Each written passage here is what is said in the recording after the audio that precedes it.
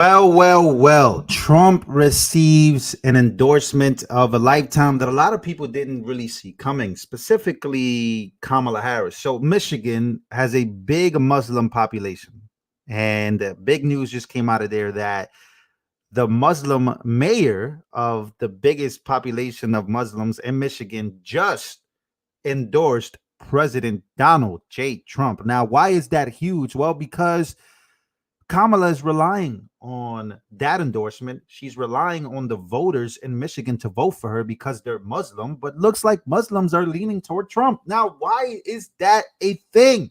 Why would Muslims be relying toward Trump? Since the media told you that Muslims should hate Donald Trump, you have a Muslim mayor endorsing him. This is huge. But before we get to that, and before we get to him and why this is important, here is Kamala Harris begging the media for another debate. Take a listen. Join me on the debate stage. Let's have another debate. There's more to talk about, and the voters of America deserve. I want another debate. Trump, please debate me. I need it. I need another debate. Sounds like she's begging here, which is crazy. She never talks to the media. She actually doesn't talk to the media at all. And now, all of a sudden, you got these endorsements from like a whole bunch of. She got you have the Avengers that you formed if you're Donald Trump, but you also have endorsements that you didn't think you were gonna get. You have Israel, you have Netanyahu coming to your home, hosting him, right? Then you have Muslim mayors. This guy is bringing the world together. People that you thought could never work together are starting to say, you know what, I'm going to put my differences aside. So Kamala and the Democrats are seeing this happening in real time. And now she's caught on camera on C-SPAN asking for another debate. Join me on the debate stage. Let's have another debate. There's more to talk about, and the voters of America deserve to hear the conversations that I think we should be having on substance, on issues, on policy. What's your plan? What's my plan? And we could have another one before election day. Let's have another one before the election. And guess where she wants to have this debate? CNN. Why does she want to have this debate? Well, let's go here real quick. Breaking. The mayor of Hamtramck, Michigan, Amir Galib, just officially endorsed President Donald J. Trump after he said Trump promised him that he will end wars in the Middle East. God knows how important this is to me right here, because I'm one of those people. I love our national security, right? Domestic issues only. But man, do I hate watching people die overseas, specifically when we've been involved in our own military for 20 years. They've been killed left and right. So we have a Muslim mayor voting for Trump and endorsing Trump because Trump promised him that he will end the wars in the Middle East. Now, let me ask you guys a question. Do you guys believe that? I believe that, because for 4 years, from 2017 through 2020, before 2021, before the pandemic, even throughout all that time, there were no new wars beginning. His endorsement will give Trump tens of thousands of new voters in Michigan and other states with big Muslim populations. This is huge. Why? Because we know how much Kamala, when it comes to the pro-Palestinian crowd, right? And we're not talking about real Palestinians. We're talking about the leftists with the colored hairs and the queers for Palestine people, the weird ones, the ones that are making this whole thing about themselves. We're not talking about that. We're talking about real Muslim people are like, wait a minute, this guy is endorsing Trump. Why? Because the media, they're trying to feed you. No, you can't endorse Trump as a Muslim. Yes, you can. You can endorse him as a Jewish, as a Christian, as a Muslim. Why? Because we want peace. So here we go. Here's the picture. He had a meeting with Trump. Trump is taking meetings. Here's another thing I want to say. And I'm really excited about this because this is what I want. I want peace. I really do. A couple mean tweets and world peace. That's going to do it for me. I'm going to vote for this guy. But I want you guys to see Trump actually is taking time to meet with these guys. Something that Kamala can't do. He says, ladies and gentlemen, let me be clear so our expectations are realistic. President Trump and I may not agree on everything, but I know he is a man of principles. Though it's looking good, he may or may not win the election. Though it's looking good, he may or may not win the election to be the 47th president of the United States, but I believe he is the right choice for this critical time. I will not regret my decision. There he goes on and on and on. And here's a video that he posted. Take a listen. Hello, everyone. This is Mayor Amr Ghalib. I'm recording this video to answer some of the questions that came up after my meeting with the former president yesterday in Flint before the town hall. So this meeting was planned for and organized by the campaign team of the former president. And in a special invitation request by President Trump to meet me, I went yesterday at 5 o'clock, and I was received by the Secret Service there. And then as soon as President Trump arrived at 6:30, he came to a designated area where I was waiting for him. And then we had a meeting. I introduced myself to the former president, but it seems like he knew so much about me before. But I thought Trump didn't like the Muslims. I thought Trump wasn't cool with the guys. Smash the like button. This is a very, very important video because I want to show you guys something. Remember, Kamala's been trying to suck up to that crowd, to the progressive leftist crowd, right? That usually don't even share the same values as Muslims in America or Muslims overseas, right? Trump knew more stuff about this guy than he possibly thought. Like, what is happening right now? This is it. Let's keep going. So we started talking about issues, the election atmosphere in Michigan and Wayne County, some statistics.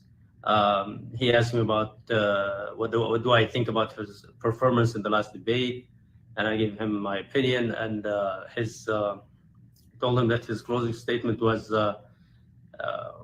amazing, and it summarized the whole debate. So he said he will take that closing statement and make some odds and promo to just spread it all around. Yeah, so that's some of it right there. But let me show you this. I like this statement here by Johnny here on Twitter. He says on X, the Michigan mayor of the only Muslim majority city in the country just endorsed Donald J. Trump. Trump immediately reposted it on Truth. Kamala is in shambles. So Trump reposted it. It's going viral. This is a huge, huge, huge endorsement. Wow, somebody just sent $200. Thank you so much. Pineapple Queen, thank you. Appreciate you so much for that. Thank you. Wow. Thank you. I don't even know what to say. So let me show you guys here. Joe Scarborough, right? Let's move on real quick from the endorsement of Joe Scarborough, because Joe Scarborough is having a meltdown here while he's defending Kamala Harris for not answering questions and says he was okay. Here we go. Because apparently they're melting they're melting down on NBC and basically saying that it's false narratives. They were doing a segment this morning, Morning Joe, with him and his wife, of course, and they were basically trying to tackle false narratives. And take a listen to this. And yet, two people, one at the Wall Street Journal, one at the New York Times, were like, did you hear her talking about her background and her middle class? And then they go, oh, yeah. She got to the policy questions later, but she never tells us anything about anything. Actually, that's just a lie. It's an absolute lie. And it also ignores what politicians have been doing for hundreds of years. When somebody asked me about jobs, I always started talking about my father at 40 years old, losing his job, being laid off at Lockheed. I talked about driving around the South, my entire family when I was 7 or 8, sitting in the backseat, my dad going to town, trying to find a job so he could support the family. He's mad. So Joe Scarborough, he's mad because we, the American voters, the people, we've noticed that every time Kamala is about to answer a question, she's been using the same line over and over and over. Does anybody know that line that she's been using? He's mad that we've noticed it and we're calling it out. And Democrats are also calling it out. And every time she talks, she starts to use this line. Well, when I was growing up, my father and I, we were middle class. And you guys know that line. So people are getting annoyed by it. And they're saying, wait a minute, it's the same old thing over and over and over. We don't want to hear this. How are you going to fix the economy? She's not answering any questions.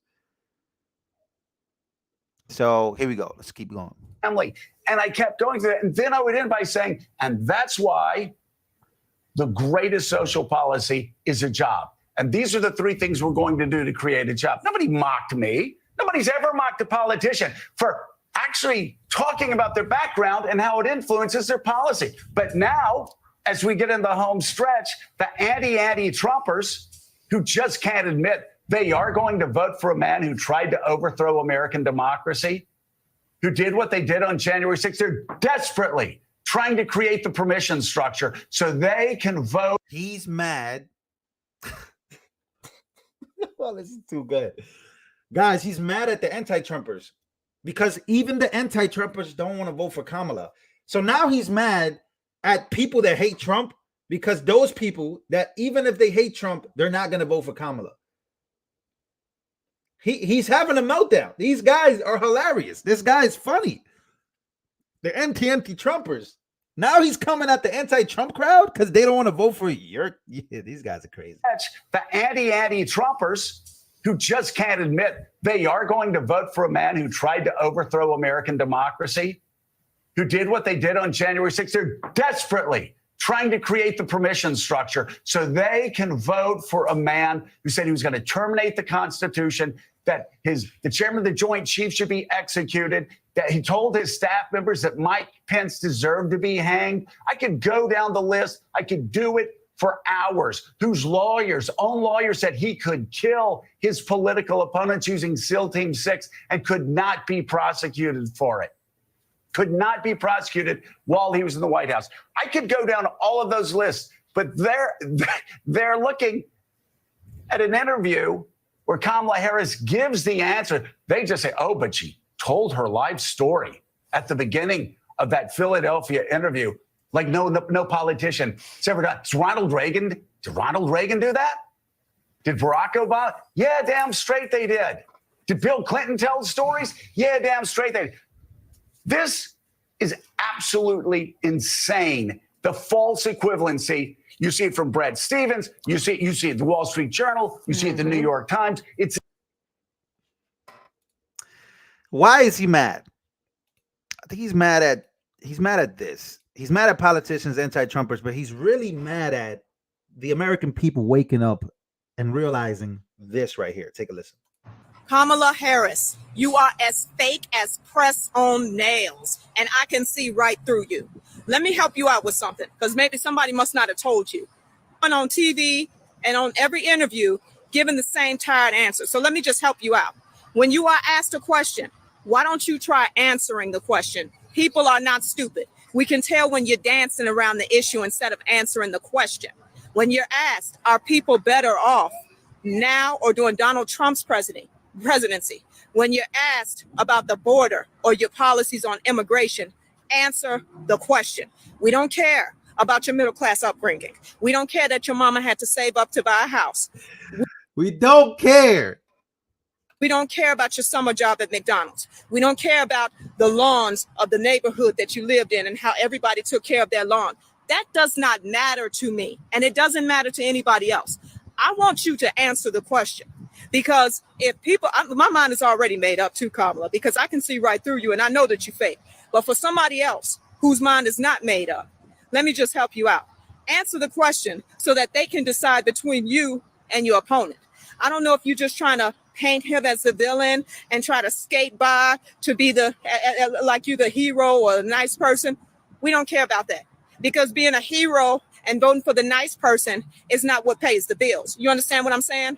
We can see through you. And that fake black accent that you keep doing, girl, you need to stop, because you know good and well that you ain't got no black accent. You know good and well that you was born in from San Francisco and in Canada. Where you get that black accent from? Stop doing that, trying to be relatable. This does not make you relatable. It makes you look fake. And those of us like me, we can see through that. We can see through that. We can see through every interview. You know who can't see through that though? Give me some names. Give me a group of people that can't see through what we can see through. Because I grew up in the Bronx. A lot of you guys, even the white folks in here, you guys grew up in these areas, rough areas, where some of these accents, you know, are most popular or come from. Like, I know that I have a New York accent.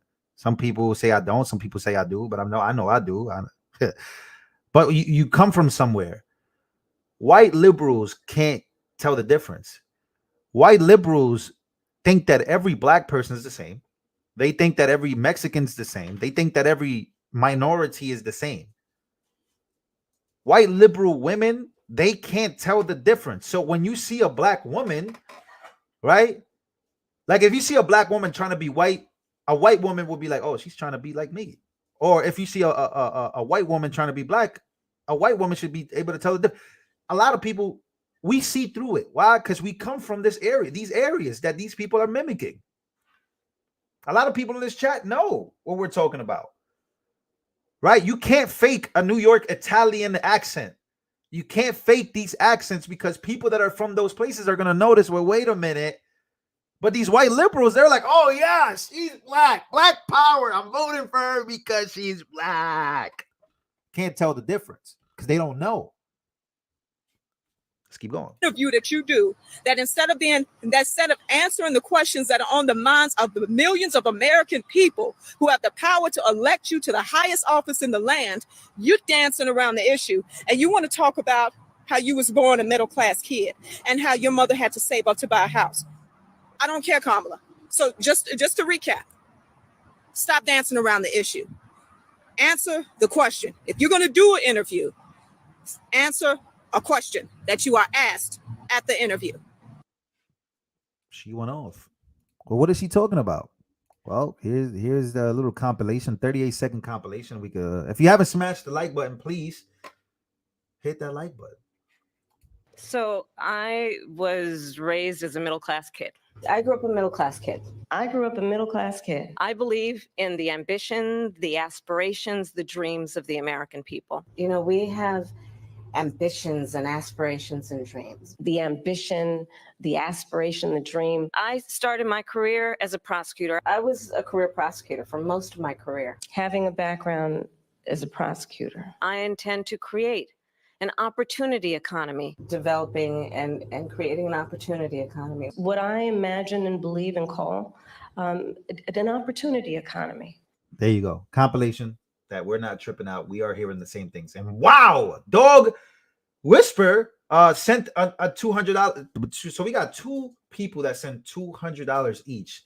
And Dog Whisper just matched what 808 Pineapple just sent me. We all appreciate you, Lou. And she says match. So thank you. I appreciate you. And we also got a $10 donation here from Libido 7447. The Smith-Mundt Act protects the media and the government working together. So thank you. Thank you guys for your donations. I truly appreciate you guys. So yeah, what do you guys think about the endorsement at the beginning of the video? I thought it was huge. World peace is coming. We need it. If we don't get Trump in there, I highly doubt that people are going to take the actions and the steps necessary to meet with the world leaders that should be met with, the enemies that we consider enemies, and the enemies from within. These are the issues that Americans are facing each and every day as to the future of this experiment that we call the United States of America. Smash the like button. Let me know all your thoughts on everything. I truly appreciate you guys. And I think Trump has a rally in a bit, so I'll be on probably after his rally. So be on the lookout for a video, guys. And thank you so much for your donations. You guys are the best.